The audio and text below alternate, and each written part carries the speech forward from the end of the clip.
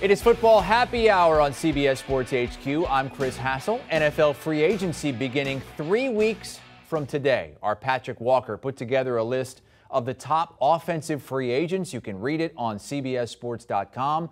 Most of the top players are wide receivers. And at the very top, Devante Adams. Although our experts expect the Packers to tag him and not hit the open market. 6 of the top 7 are wide receivers like Allen Robinson, like Chris Godwin as well. Taking a look at the top 10, and again, it's a list of 25. The only non-receiver in the top 7 is offensive tackle Teron Armstead at number 2. The only quarterback in the list, which is 25 deep, is Jameis Winston at number 10. Let's get into it with our guy, Pete Prisco, here on HQ. Pete, we heard from Brian Gutekunst earlier today, the general manager of the Green Bay Packers. Listen to what he had to say about Devante Adams. Yeah, again, another hypothetical. So we'll kind of it's not something we like to do. We'd certainly not like to do that if we don't have to. We'd certainly like to come up with a long-term deal that works for both sides. But that's it's a hypothetical that a lot of things have to happen before we get to that point. Well, in terms of your plan, is there a scenario in which you wouldn't tag or extend Devonte Adams? Could he walk, or could you let him walk? Yeah, possibly. I mean, again, like I said, I think there's a lot of things to be determined there. Okay, so he was asked about tagging Devonte Adams, and he said they'd like to work out a long-term deal if possible. I'm sure the Packers want to get him on the cheaper end, obviously. And he said that, yeah, maybe we let him walk. There's no chance of that, though, is there? I can't imagine that happening. I really can't. I mean, here's the one concern with Devonte Adams. He's 29, so there is a little bit of concern there. But if he hit the market, there'd be so many teams lining up to sign him. Absolutely not. As far as tagging him, this is a team that's up against it when it comes to the cap. So the ideal scenario would be to work out a long-term deal that lessens the cap hit in the first year, which is what I think they will do. So what's the number? Hey, we're talking $21 million a year. I think it would make him the highest paid wide receiver in the league. And I think that's the right thing to do. Lessen the cap hit. Don't let him walk out the door. And maybe, and I think it's a real probability, they bring back Aaron Rodgers if that's the case. Pete, I know this isn't your list of the top 25 offensive free agents. Patrick Walker put it together on CBSSports.com. But what do you think of the top 7 having 6 wide receivers in it? Well, here's my concern with those wide receivers. A lot of them have issues. I mean, go down the list. You're talking to Odell Beckham's on that list, coming off an ACL. Chris Godwin on the list, coming off an ACL. I mean, you keep looking at it. Allen Robinson doesn't run that well. Michael Gallup coming off an ACL. So I think when you look at the list, I get it on paper. Those guys all are attractive, particularly Chris Godwin at number 3. But when you look at their ability to play right away, you got to be patient with them. We don't know when they're going to be back. So there's concern from that standpoint. And I like guys who can run. You go down this top 10 wide receivers in free agency. Where's the speed? There's not a lot of speed there. Christian Kirk has a little bit. DJ Chark's a straight line guy. Will Fuller can't stay on the field. Where's Valdez Scantling from the Packers? That's the guy. And people will say, well, he wasn't that productive with the Green Bay Packers. But when I look at him and watch him on tape, in the last 3 years, he's averaged over 15 yards per catch in each of the last 3 years. When he was on the field last season, in 2020, very productive, 20 yards a catch. Those are the kind of guys you need, and they missed them in the postseason. So if I'm going to go spend money on a free agent wide receiver, I'm going to go get one who can stretch the field, and I think Valdez Scantling is that guy. Yeah, and he's the guy. We asked you for somebody outside the top 25 that has the biggest upside, and you said Valdez Scantling. You think he should be on this list. I mean, where would you put him among those 10 wide receivers in the top 25? Well, I don't necessarily think he's better players than those guys right now. But I think the upside is there. And with those guys, you don't know about the upside. That's my concern, Chris. And, you pay receivers when they're coming off ACLs. That's tough to deal with. We saw Odell Beckham when he hurt his knee the last time. He wasn't the same player for a long time. Finally got back into the groove this year. Probably exceeded my expectations. I admitted that. I didn't think he would be able to play to what he did before he got hurt again. And now you have to do it all over again. So that's my concern with a lot of those guys. There's some big-bodied guys guys in there. If you want a big-bodied wide receiver, Allen Robinson could be that guy. Mike Williams is a big-bodied wide receiver. But again, where's the speed? This is a speed game now. You want guys who can run. When Valdez Scantling was on the field for the Green Bay Packers, they were a different offense. You feared him going over the top. When he's not there, you can sit on all the routes, including with Devante Adams. So I think speed is the most important thing you're looking for in a wide receiver, particularly a younger wide receiver who is developing, and that's why I think he is one of those guys you should look long and hard. He's not going to get $20 million, but if you get him at $10 million a season, I think that's a good contract for a guy like that. Pete, what's the gap from Devante Adams at the very top down to the other guys that you mentioned? You know, some have their faults, like an Allen Robinson, for instance. Yeah, I think there's a big gap, and it wouldn't be so big if Chris Godwin was healthy. That's the one guy. If Chris Godwin was healthy and didn't have that major knee injury, he'd be the guy that would be close to Devante Adams, and he's still a young player. You want to look at the age of guys when you're going into free agency, and coaches taught me this a long time ago. GMs taught me this a long time ago. Tom Coughlin preached it when I covered him.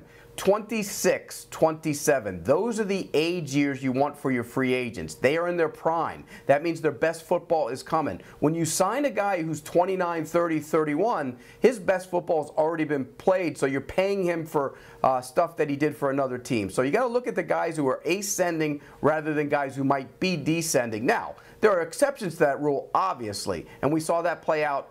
The Rams, they did some of that last year, but you want to be able to get guys who can grow with your team, particularly if you're a young team. All right, wide receiver heavy free agency rankings on our top 25 offensive players who could become unrestricted free agents. At number 2, the offensive tackles sandwiched in the middle of all those wide receivers, Teron Armstead, and then there's another offensive tackle at number 8, right after all those top wide receivers, Orlando Brown. How would you compare those two going into free agency? Well, I think Armstead's a much better player when he's healthy, and he's another guy. You know, injuries slowed him last year, forced him out of games, and he has to be healthy and be on the field to be a productive player. He's also getting up in years. He's 31.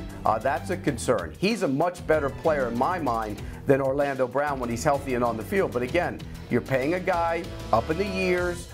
He didn't play all the games last year, and that's always a concern. So I think I would look around at him if the contract is right, if you structure it the right way for a tackle-needy team, and there are a lot of them. I would try and get Armstead. I think Brown goes back to the Chiefs.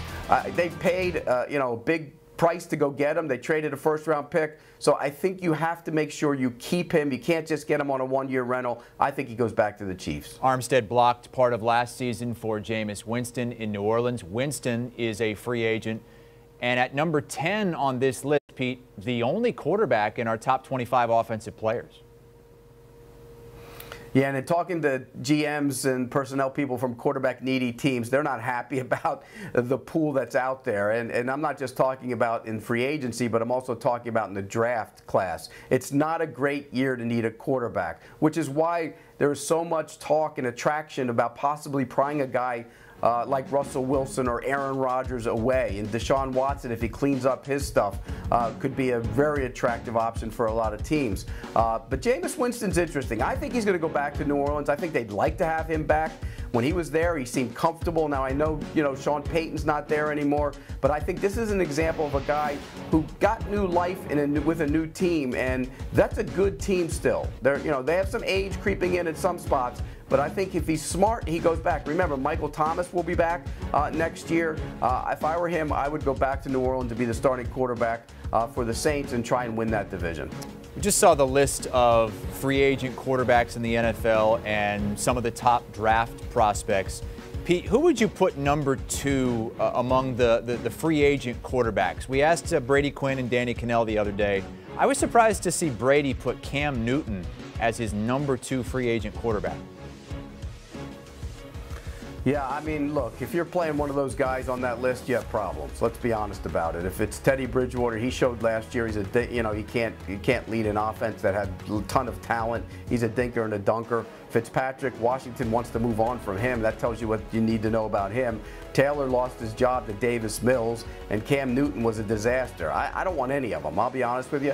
A guy that, you know, is not on that list that could be attractive is Marcus Mariota. I mean, he's a possibility, and again, he's a guy, I wouldn't want him either. I would draft my guy and try and develop him and try and play him right away. If I'm a team in the teens or, you know, early late in the first top 10, I would sniff around Kenny Pickett. I would do my due diligence on Malik Willis, but I think Pickett is the guy who should be the first quarterback taken, and he's the one guy I would look at and say, hey, you know what? He's got a little Joe Burrow to him. He's got that attitude. He's got a little of that swagger, and he would be the guy I would take in the middle of the first round. All right, let's move on to the running backs on this list, and a couple of them did quite well for themselves this past season, especially in fantasy. Cordero Patterson, who's much more than just a running back, and James Conner, who played very well for the Cards this past season.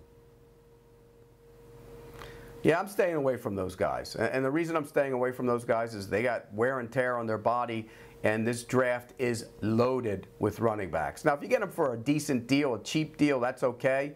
But this draft is absolutely filled with running backs who can just draft them and throw them right in there and they will play. So for that reason, I stay away from free agent running backs. I'm not going to pay Patterson. I'm not going to pay any of these running backs because I just think there's wear and tear on your body, and you don't give them a good deal. If you want to get them on a one-year deal, bring them in, a two-year deal maybe for a little bit of money, then Patterson would make some sense. But I don't really think he's a running back either. I think he's more of a weapon. He's not really a great receiver. He's not really a great running back. He's just a good football player. I wouldn't pay any of those running backs at all. Speaking of wear and tear, we've got Rob Gronkowski on this list, coming in as the number 11 ranked free agent offensive player. But do you think there's any chance he comes back if Tom Brady doesn't?